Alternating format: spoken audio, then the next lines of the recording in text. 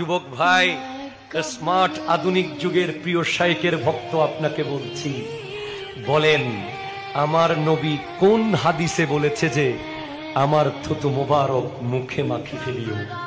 কোন কিতাবে বলেছে আমার নাকের শ্লেষা মোবারক বুকে মেখে ফেলিও? কোন জায়গায় বলেছে আমার রক্ত মোবারক খেয়ে ফেলিও? কোথায় বলেছেন আমার প্রস্রাব মোবারক খেয়ে ফেলিও? সহিহ হাদিসে আছে সাহাবা নবীর রক্ত মোবারক খেয়ে ফেলেছে, সাহাবা নবীর থুতু মোবারক খেয়ে ফেলেছে। সহিহ হাদিসে আছে তারা আমার নবীর ঘাম মোবারক, থুতু মোবারক, কুলি মোবারক গায়ে মেখেছে, মুখে মেখেছে, বুকে মেখেছে। বলে কোথাও তো নবীজি বলে নাই, তাহলে কি সাহাবারা ভুল করতে পারে? বলে না, অসম্ভব। সাহাবারা যে ভুল করে নাই তার প্রমাণ হলো নবীজি তাদেরকে মানাও করে নাই। সুবহানাল্লাহ।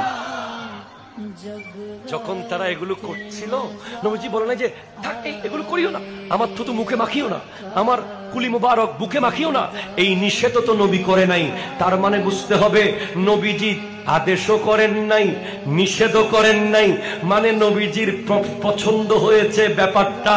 তো আমিও তোমাদেরকে বলি 2025 সালে নবীজির থুতু মুবারক তো পাচ্ছি না, নবীজির কুলি মুবারক তো পাচ্ছি না, নবীজির নাকের শ্লেষা মুবারক তো পাচ্ছি না। যেই দলিলে তারা নবীজির থুতু মুখে মেখেছে সেই দলিলে আমরাও জশ্নে জুলুসে ঈদে মিলাদুন নবী করতেছি। তখন যারা নবীর সামনে ছিলেন তাদেরকে নবী মুবারকবাদ দিয়েছেন একবার, আর এখন যারা নবীর সামনে না থাকার পরেও নবী নবী নবী করছে তাদেরকে নবীজি অগ্রিম মুবারকবাদ দিয়ে গেছেন 7 বার।